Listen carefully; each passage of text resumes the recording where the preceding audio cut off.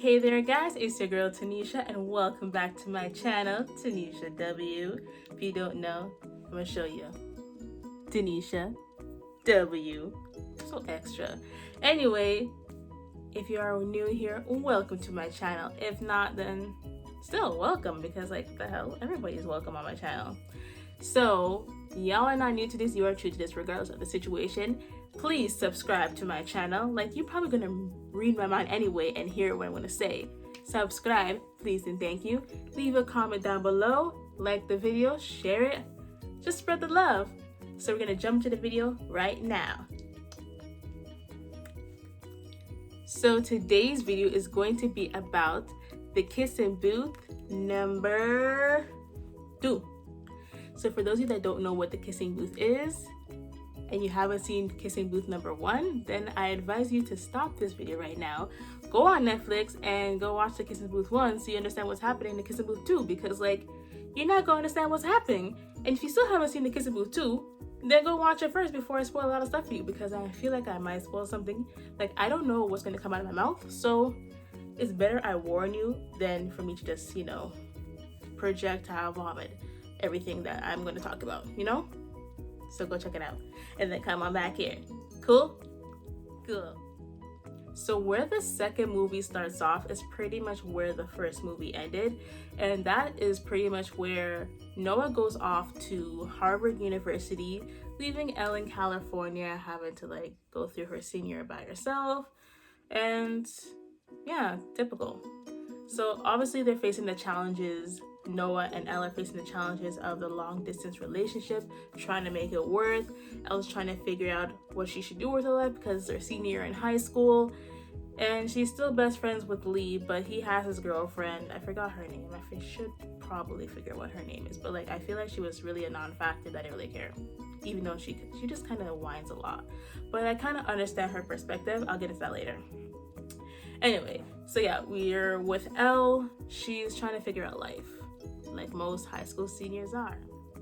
So those of you who haven't watched the first movie, I feel like this will be like kind of confusing in a sense if you don't understand their whole rule thing, because Lee and Elle, they're on some next level type best friend. Like, they've been best friends since they were little kids and they grew up together, and they're obviously in high school together.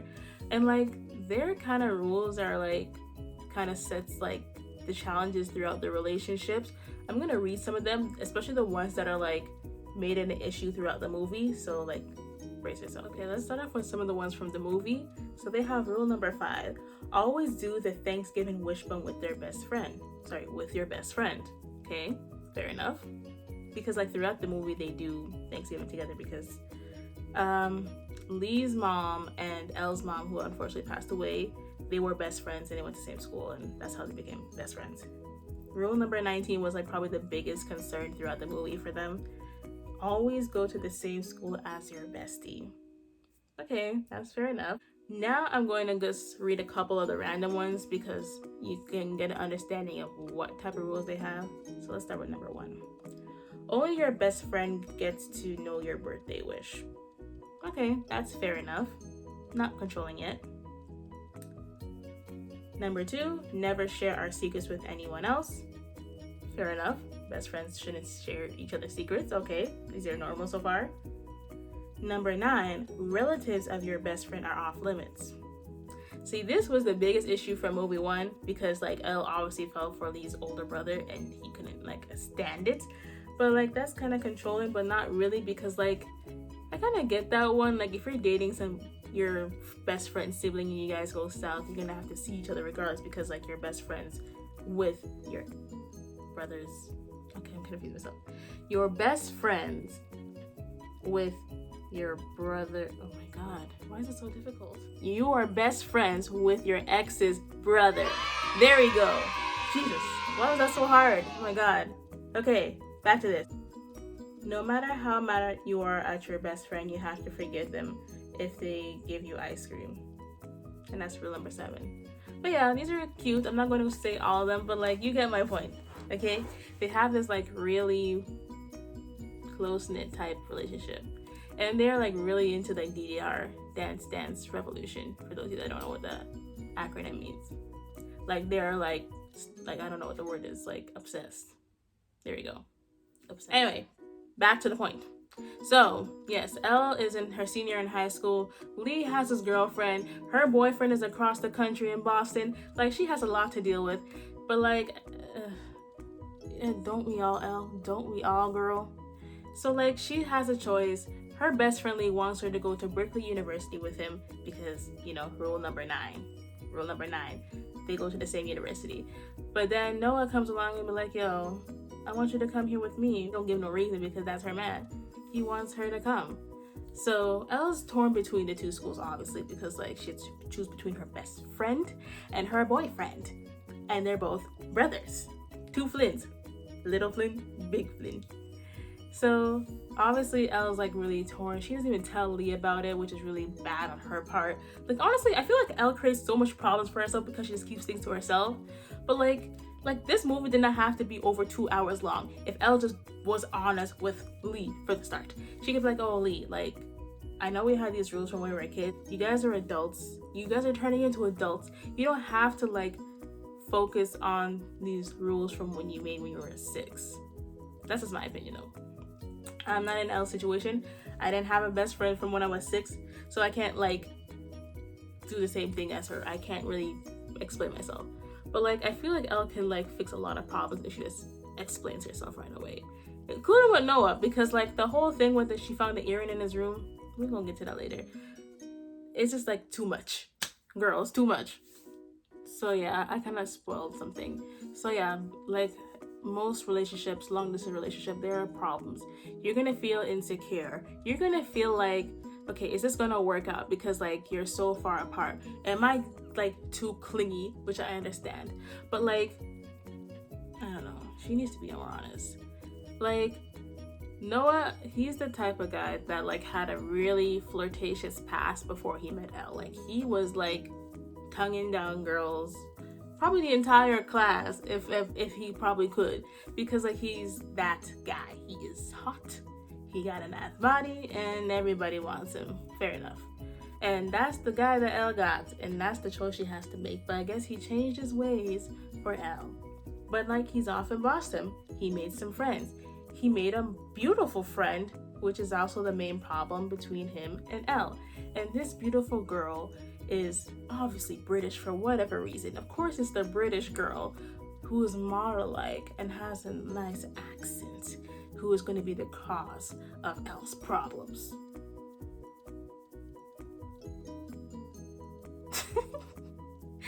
Anyway, so like Noah is like really close to this girl. Like they're always going out together. Like I feel like she's probably like a guy's girl, if that makes sense. Like she's the type of girl that hangs out with guys, because I've never seen this girl with any other girls ever. She's always with guys. Fine.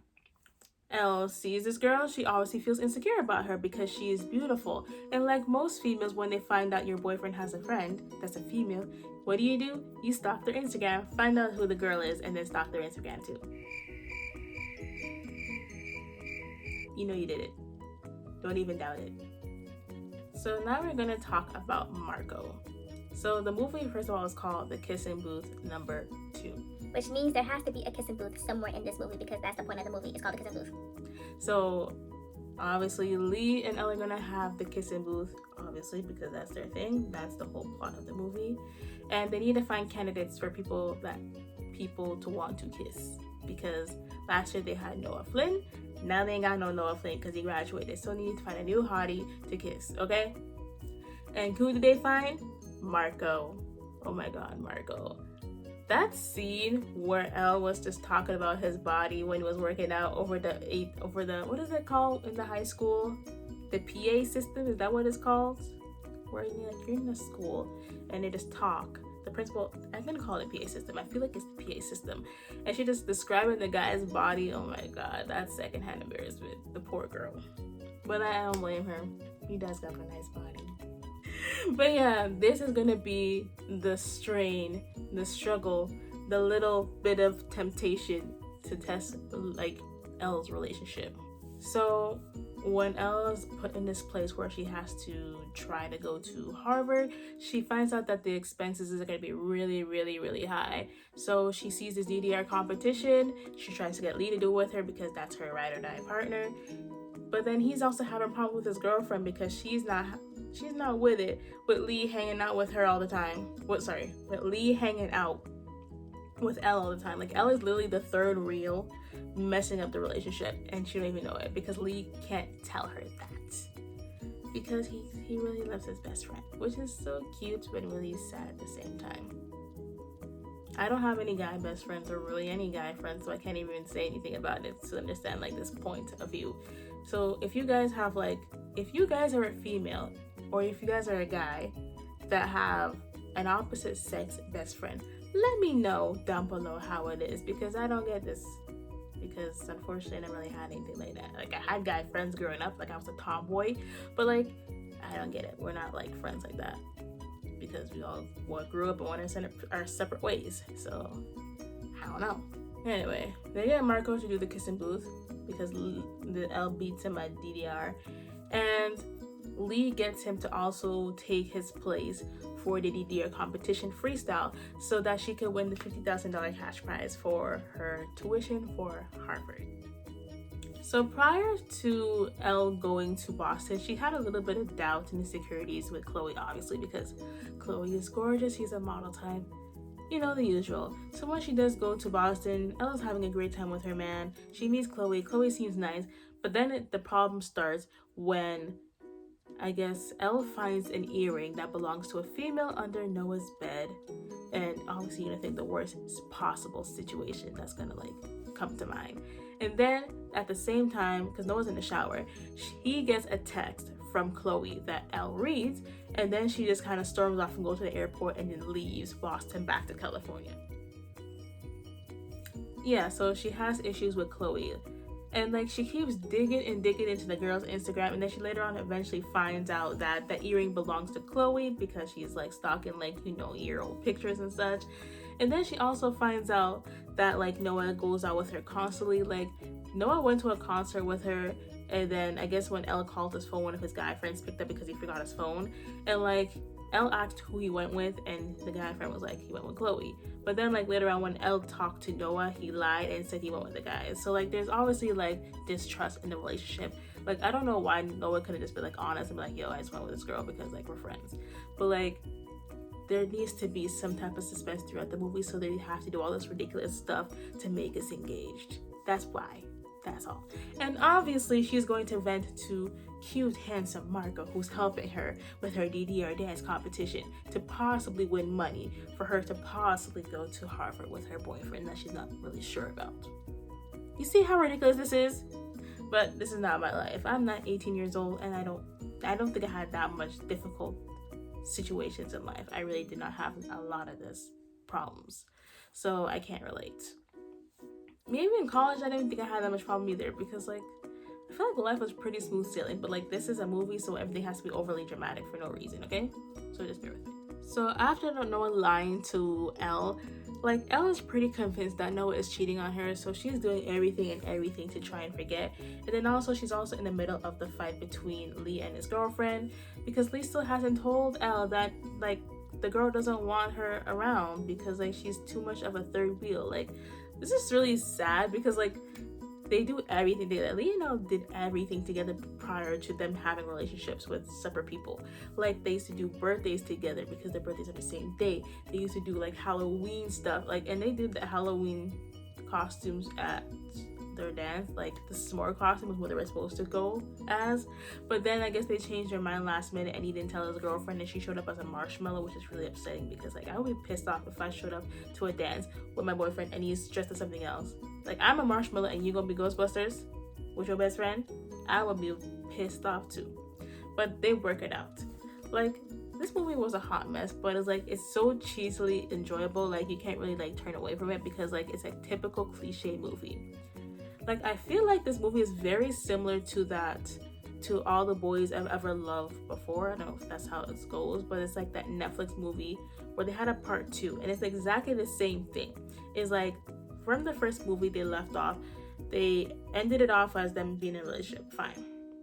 But in the second movie, there's always gonna be like that temptation guy, that what if guy, that's gonna like test you to make sure that's the guy you want.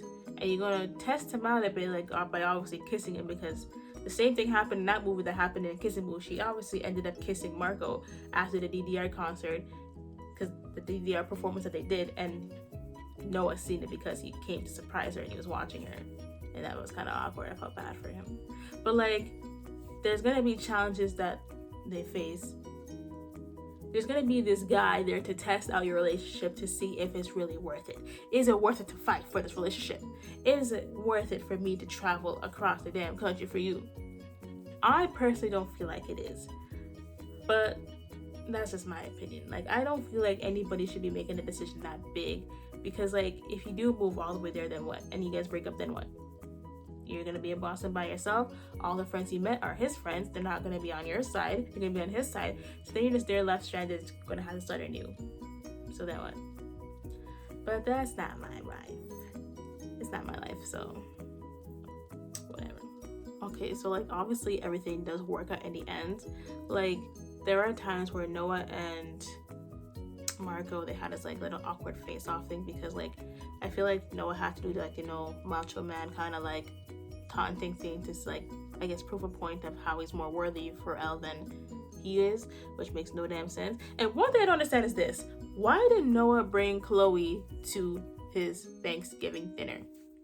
Sir, like, you know that was an issue for her, and you gonna bring the girl to your house? Like, that kind of seems off too. Like, you just met the girl and you feel like she could be the same thing that Elle and Lee are, because that's what he explained later on. Is like, he wanted the same type of relationship, a platonic relationship among men and women, where it's just friendship, which I understand. But like, most cases, 9 times out of 10, 9.98 times out of 10, because we're gonna be really honest here, it doesn't work out that way. So I was kind of looking at him sideways like that, like, no, what's wrong with you? What's wrong with you, sir? Are you okay? Did that make any sense? But yeah, overall, everything is worked out. Noah gets back together with Elle. Lee gets back together with his girlfriend. Everybody is okay. But like, Marco, he's still kind of low-key plotting to get Elle. But that's probably for, you know, number 3, because I feel like there's going to be a movie number 3. And how the end of the movie was pretty much Elle receiving admissions to both Berkeley and Harvard. And yeah, that's pretty much the end of the movie. Now let's go into other parts of the movie that I need to talk about. Okay, so this is some other important information I feel like is worth mentioning. So for those of you that don't know, after the Kissing Booth number 1, the main actors who played Elle and Noah, so the guy that played Noah is Jacob Elordi, I hope I'm saying his name right, and Joey King, who played Elle, they actually dated in real life for a year. It's like, if you watch the first movie, the chemistry those two had was like magical. Like, I was like watching this thing like because it was so cute. But like, it didn't feel the same in the second movie. I don't know if it's because he had to work with his ex, because when they were working on the second movie, they were broken up. I don't know for how long, but like, Joey seemed like she was okay, but Jacob, I don't know if he was okay, because like, I feel like he was just mad actually. Like, even when he was acting, he just didn't seem like he was really into it. So like, I honestly thought that Elle was going to go with Marco, because like, Noah wasn't acting the same way he was before. Like, he just kind of seemed like half-assing the whole type of, he just seemed like he was half-assing the relationship. And that's just my opinion. But like, the movie wasn't terrible. Like, if I had to give this movie a score out of 10, I would give it a 6. Like, it was good, I would watch it again, but like, it's not the same as the first movie. The first movie was like, it set the tone, but it was still enjoyable. And this is my opinion. So if you guys have your own opinions, you can just put it down below, because I will greatly appreciate it. And I like reading other people's opinions because I'm fast like that. But yeah, I think that's pretty much the end of my videos, the end of my commentary, the end of my little rant about the Kissing Booth 2. And yeah, I got nothing else to say. I just gotta wait for the Kissing Booth number 3 to come out, and who knows when that's gonna be, 2 years from now. So yeah, so thank you guys for watching. I hope to see you guys back. Toodaloo.